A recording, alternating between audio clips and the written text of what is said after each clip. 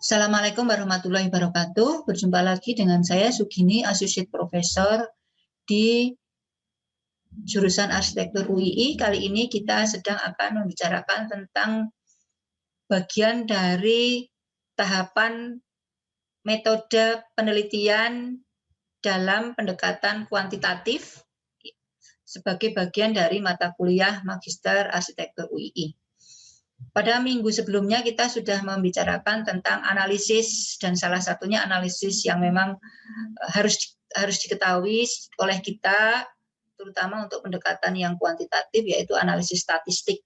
Walaupun nanti kita bekerja di yang kualitatif dan seterusnya, seorang pengembang ilmu yang belajar di magister mestinya sudah harus paham ya tentang analisis, salah satunya adalah analisis statistik.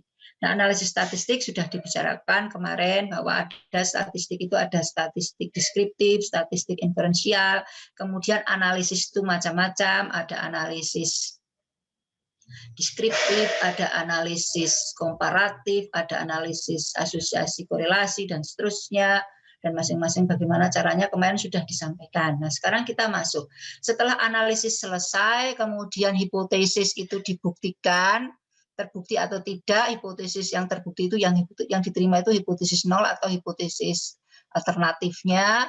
Maka sampai di situ kita baru sampai pada tahapan apa yang disebut dengan result. Nah, di dalam proses penelitian, result itu belum selesai.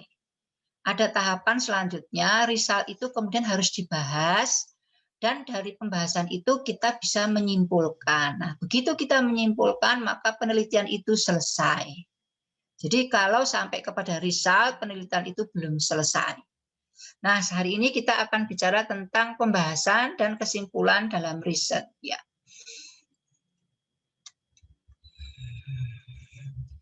Kita akan bicara paling tidak 4 hal: kedudukan, analisis, pembahasan, dan kesimpulan. Kemudian kita bicara analisis, mengulang sekilas pintas. Kemudian pembahasan dan bagaimana menyimpulkan. Saya mulai dulu. Ini peran analisis, pembahasan, dan kesimpulan. Kita tahu bahwa untuk mengawali penelitian pasti dibuka dengan rumusan tujuan penelitian. Nah, tujuan penelitian itu kemudian diturunkan di dalam bentuk pertanyaan penelitian. Pertanyaan penelitian itu kemudian dikembangkan lagi menjadi kajian pustaka yang di dalamnya meliputi pengembangan kerangka teori, state of the art penelitian sejenis yang mendekati topik, aspek, tema, metode, dan seterusnya. Kemudian dari situ kita merumuskan kerangka teori, kerangka variabel, nah hipotesis, nah setelah itu kita menyusun metodenya. Nah, di dalam menyusun metodenya diawali dengan menentukan lokasi dan populasi. Ya, saya pikir kita sudah membicarakan lokasi dan populasinya apa. Lokasi itu adalah tempat di mana kebenaran itu, penelitian itu dilakukan, dan populasi adalah lingkup yang akan dikenai hasil penelitian itu. Luas dari generalisasi yang akan dikenai oleh penelitian itu. Walaupun nanti generalisasinya akan meluas juga ya sampai ke level abstrak begitu, tapi paling tidak populasi itu. Kemudian sampel ditentukan. Nah, cara menentukan sampel seperti apa kemarin sudah kita bicarakan ya. Seperti itu. Teknik sampling macam-macam, ada random dan ada yang tidak random. Kemudian kalau random jenisnya apa dan seterusnya, itu tergantung karakteristik populasi, sudah kita bicarakan. Kalau belum jelas, pelajari lebih dalam sendiri secara mandiri. Kemudian setelah itu kita sudah menerapkan teknik pengambilan datanya. Kemudian dari teknik pengambilan data kita menentukan teknik pengolahan data mentah menjadi informasi dan data matang, ini kita susun. Kemudian teknik analisisnya barusan kita lalui.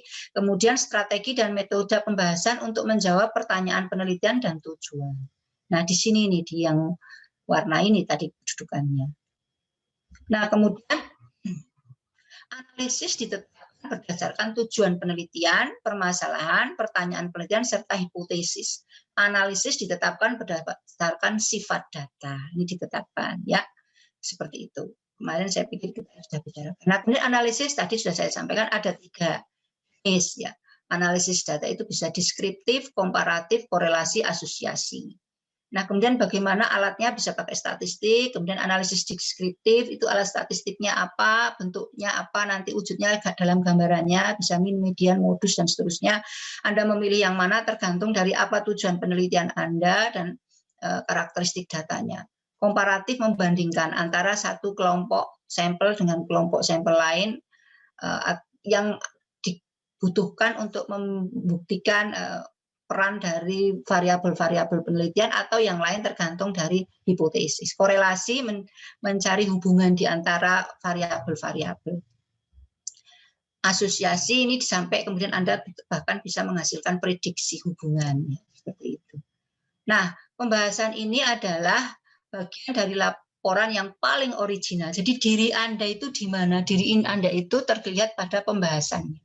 Sehingga di dalam penelitian pembahasan itu harus tajam, ya, dalam dan komprehensif, dan diskusinya harus betul-betul diskusi yang argumentatif menunjukkan diri Anda di mana, peneliti itu di mana, itu akan terlihat pada pembahasan.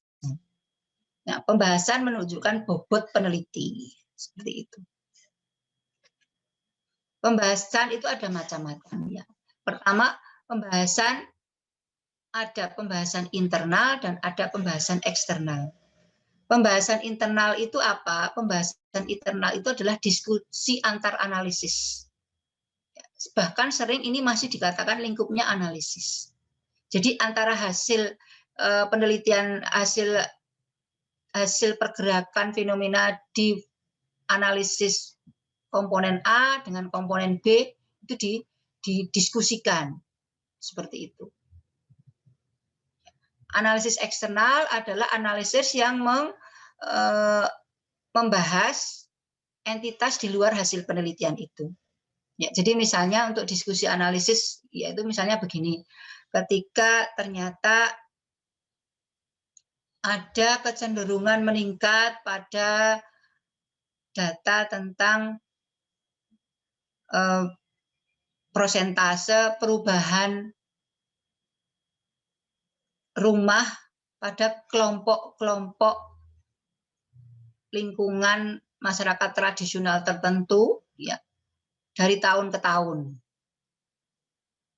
Kemudian di sisi lain ada data tentang misalnya meningkatnya jumlah pendatang di lingkungan tersebut dari tahun ke tahun.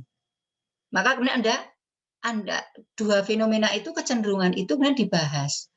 Apakah ini meningkatnya prosentasi perubahan rumah tradisional itu ada hubungannya dengan meningkatnya pendatang? Kemudian Anda diskusikan. Apakah pengaruh luar dalam bentuk banyaknya pendatang itu mempengaruhi daya tahan atau kemampuan bangunan tradisional untuk bisa survive?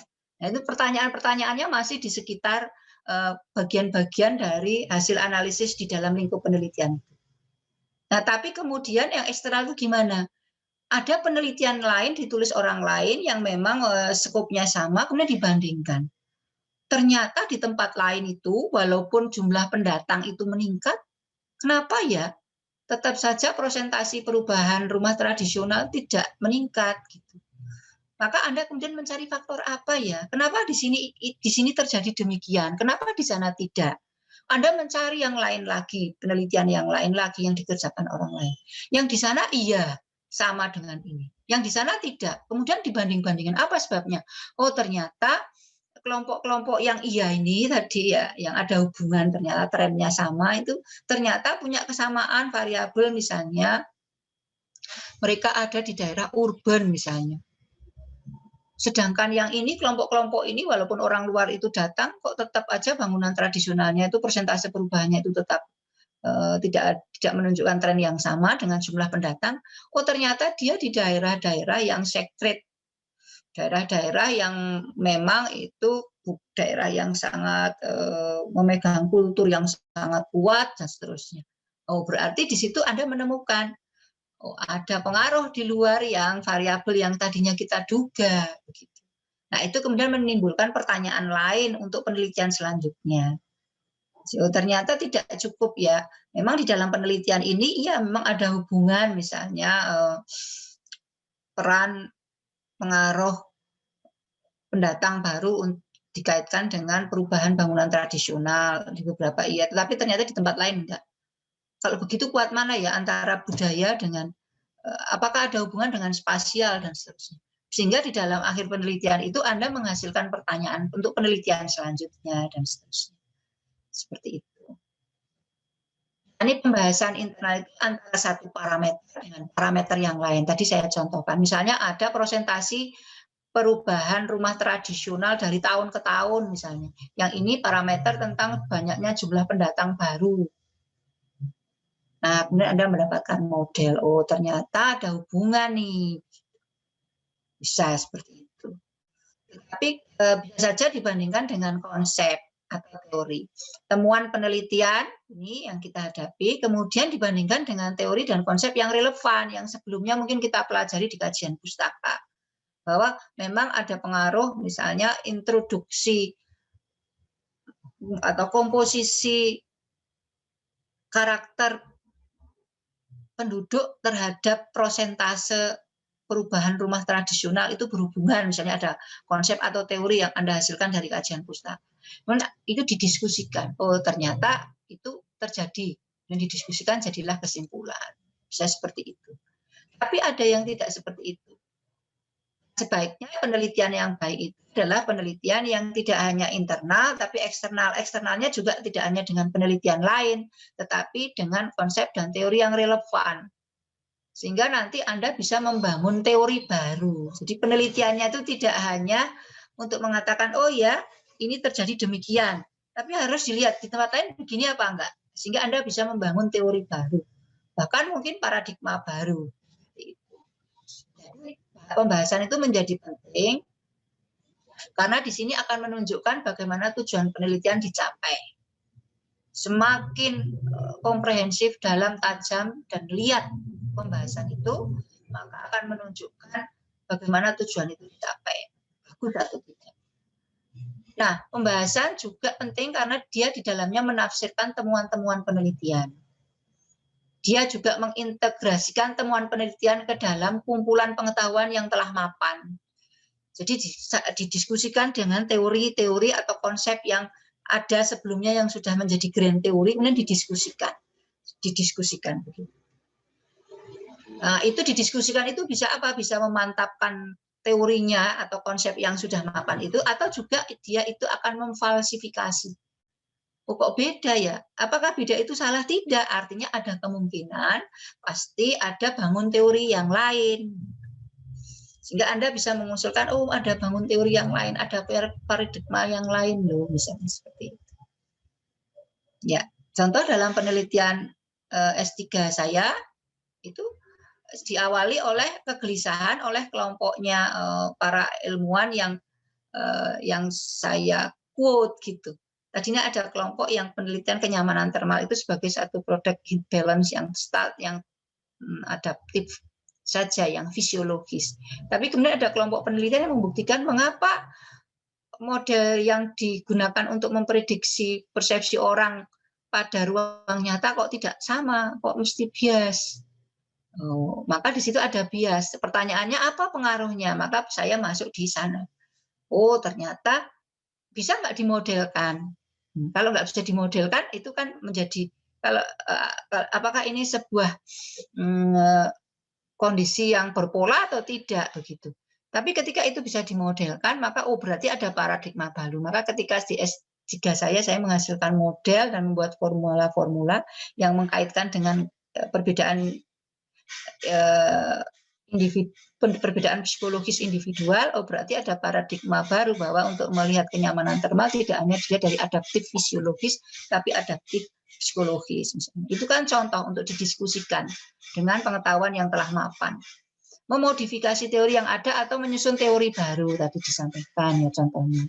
Menjelaskan implikasi lain dari hasil penelitian termasuk keterbatasan temuan penelitian. Bisa saja dari sini, oh ternyata penelitian ini kok beda ya. oh ternyata penelitian yang di sana untuk daerah yang 4 musim, di sini yang 2 musim, 2 humid climate. Jadi ini temuan ini hanya bisa berlaku untuk yang di warm humid climate gitu.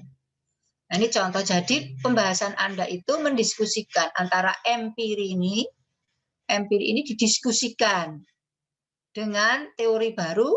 Yang teori baru itu gimana? Apakah teori itu semakin kuat atau teori itu kemudian justru ternyata tidak menunjukkan kecenderungan yang sama, berarti dimungkinkan ada new teori atau teori baru. Kemudian dicek juga dalam apakah bisa diaplikasikan. Kemudian Anda bisa mengimprove project-nya. Jadi ini seperti ini ya. Nah, 3 aspek di dalam pembahasan. Yang pertama adalah kajian teoritis. Jadi di dalam aspek pembahasan nanti hasilnya 3. Bagaimana peran pembahasan ini di dalam aspek teoritis? Apakah ada teori baru atau memperkuat teori atau yang lain? Kemudian yang kedua kajian empiris. Apakah ini kemudian penelitian ini menunjukkan ternyata ada perbedaan-perbedaan kejadian di level empiri? Atau kemudian implikasi hasilnya gimana? Kaitannya dengan untuk kepentingan penyelesaian problem yang sifatnya pragmatis dan seterusnya. Jadi pembahasan itu harusnya yang ideal di dalam penelitian menyangkut 3 itu. Nah, kalau level S2 itu ya jangan hanya implikasi hasil kepada pragmatis, harusnya menyentuh kepada empiris dan teoritis. Walaupun tidak dalam membangun teori baru ya. Kalau S3 itu membangun teori baru, tapi paling tidak menyentuh ke aspek teoritis walaupun tidak paradigmatis seperti itu.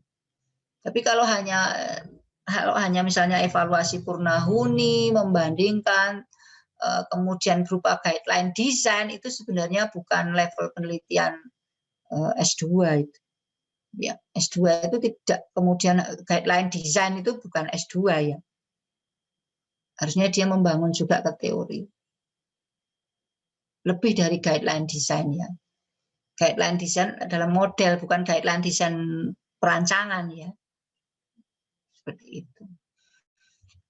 Nah, aspek teoritis ya. Aspek teoritis dilakukan oleh peneliti untuk menguji teori atau konsep. Penelitian ini mempunyai hipotesis sendiri atau teori konsep yang akan diuji. Arah dan kompleksitas pembahasan tergantung dari hasil analisis.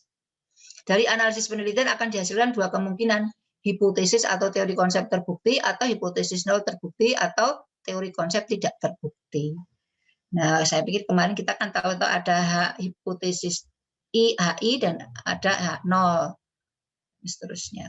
Nah, tapi tidak selesai kemudian hipotesis terbukti ya. Hipotesis terbukti itu kemudian yang di level analisis statistik itu kemudian dibahasakan di dalam, dimaknakan, didiskusikan kepada teori dan konsep, diangkat ke level teori dan konsep. Itu pembahasan di situ perannya.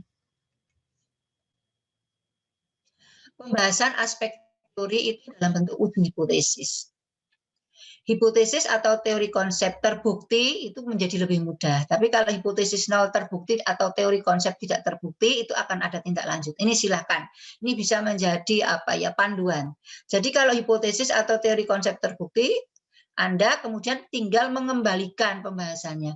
Mengembalikan pada teori atau konsep yang mendukung hipotesis atau kajian sebelumnya. Atau Anda memperluas teori yang sudah disajikan di kajian pustaka. Jadi bisa saja dalam pembahasan itu Anda menambahkan referensi-referensi baru, tujuannya untuk apa? Untuk memperluas. Agar nanti teori yang tadi makin kuat itu menjadi lebih komprehensif, lengkap, dan lebih didudukkan mantap lagi. Kalau hipotesis nolnya terbukti atau teori konsep tidak terbukti, misalnya begini ya, ada hubungan antara, salah satu yang diajukan oleh salah satu ya Mbak Iga tadi ya, ada hubungan, hipotesisnya ada hubungan antara tipe struktur geografi waterfront dengan transformasi perubahan rumah tradisional, bla bla bla bla, gitu kan misalnya. Nah, ketika hipotesis nolnya itu terbukti, artinya ternyata tidak ada hubungan. Gitu. Kalau hipotesis konsep kan ada hubungan, kalau hipotesis nolnya tidak ada hubungan, ternyata kalau yang terbukti tidak ada hubungan. Nah itu langkahnya gimana? Langkahnya memang harus lebih kompleks dan rumit ya. Anda mengembangkan pencarian teori dan konsep antitesisnya yang dapat mendukung hasil analisis dalam teori lain.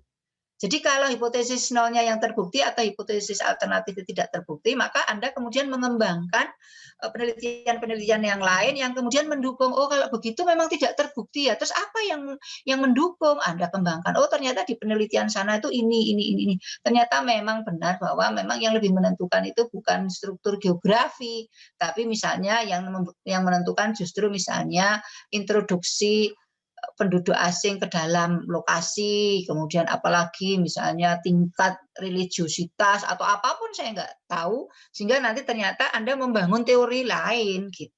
Konsep yang Anda pikir itu bisa dibuktikan ternyata tidak terjadi di dalam lingkup populasi yang Anda teliti begitu ya. Bukan salah ya, tapi tidak terjadi di lingkup populasi itu. Berarti mungkin dia terjadi di lingkup tertentu yang pada saat itu Anda baca memang seperti itu gitu. Sehingga Anda menemukan kebenaran yang berbeda begitu kan. Nah, ini Anda harus punya argumentasi dan pencermatan mengapa teori tidak berlaku dalam konteks penelitian ini. Anda cermati, mengapa dulu hipotesisnya kok tidak terbukti. Jadi tidak kemudian oh tidak terbukti ya sudah, bukan begitu. Mengapa tidak terbukti? Macam-macam, bisa saja mungkin karena oh ternyata teori yang menjadi dasar itu karakter populasinya berbeda dan seterusnya, atau mungkin metodenya ada yang membuat satu variabel itu tidak bisa diukur sama dengan referensi penelitian yang untuk membangun teori sebelumnya misalnya. Seperti itu ya. Oke. Nah, ini aspek empiris. Pembahasan penelitian dalam kajian empiris itu dilakukan dengan cara membandingkan dengan peneliti terdahulu. Jika hasil penelitian konsisten dengan teori yang ada atau hipotesis penelitian terbukti, pembahasan dapat diarahkan untuk memberikan rujukan penelitian terdahulu yang sesuai dengan hasil penelitian. Jadi bisa, begitu hipotesisnya terbukti, maka kembangkan lagi mencari penelitian-penelitian jenis. Apakah ini juga terjadi? Nah, pada konteks ini, peneliti dapat merecall kembali hasil kajian empirik yang telah terkompilasi pada bab 2 di kajian pustaka. Jadi state of the art-nya dipanggil lagi. Oh, ternyata fenomena ini, hasil analisis ini juga memang memperkuat atau sama dengan state of the art yang telah disampaikan di bab 2 dan seterusnya. Itu disampaikan. Seperti itu yang namanya pembahasan. Biasanya peneliti menekankan pada hasil penelitiannya bahwa hasil penelitiannya telah sesuai atau mendukung hasil-hasil penelitian terdahulu. Sehingga terjadi konsistensi yang akhirnya tadi secara empiri itu konsisten dan secara konsep menjadi kuat. Nah, kemudian Anda bisa mengatakan bahwa di level konsep sampai empiri itu baik. Nah, pembahasannya gimana apabila ternyata nanti di level empiri itu konsisten atau koheren, atau bagaimana pembahasannya bila di level empiri itu tidak konsisten atau tidak koheren. Jadi misalnya hasil penelitian Anda kok tidak sama dengan penelitian-penelitian sejenis di tempat lain atau di waktu yang lain. Itu apa yang harus dilakukan? Nah, ini ada dua kondisi, Anda bisa lihat. Pertama, jika konsisten, jika hasil penelitian konsisten dengan teori yang ada atau hipotesis penelitian terbukti, pembahasan dapat diarahkan untuk memberikan rujukan penelitian terdahulu yang sesuai dengan hasil penelitian. Pada konteks ini, peneliti dapat merecall kembali tadi ya. Tapi kalau tidak, apa yang dilakukan dalam konteks di mana hasil penelitian tidak konsisten, misalnya tadi saya sebutkan ya, ternyata kok tidak ada hubungan tuh antara struktur geografi dengan presentasi perubahan arsitektur tradisional yang ada di sana misalnya. Maka diskusi pada bagian ini dapat diarahkan untuk menemukan kajian empirik yang bisa menjadi argumentasi yang mendukung hasil penelitian tersebut. Jadi cari penelitian yang sama dengan Anda, kemudian dibandingkan apa yang membuat berbeda. Dalam konteks di mana hasil penelitian tidak konsisten dengan teori, peneliti harus bekerja keras untuk menemukan kajian empirik yang sesuai. Dia tidak bisa merecall kajian empirik yang telah ada di bab 2. Dia harus mencari rujukan baru. Jadi kalau ternyata tidak sama, maka Anda state of the art yang kemarin disusun itu tidak bisa dipanggil lagi. Ya, pemanggilannya hanya pada saat mengatakan bahwa tidak sama dengan state of the art. Nah, Anda harus mencari lagi ya referensi-referensi yang untuk mendudukkan tidak sama, ini tuh samanya dengan yang itu loh. Gitu. Kemudian Anda mengarahkan bangun konsep baru.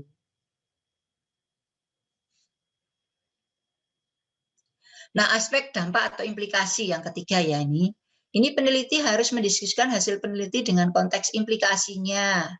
Jadi dikembalikan ke konteks implikasinya.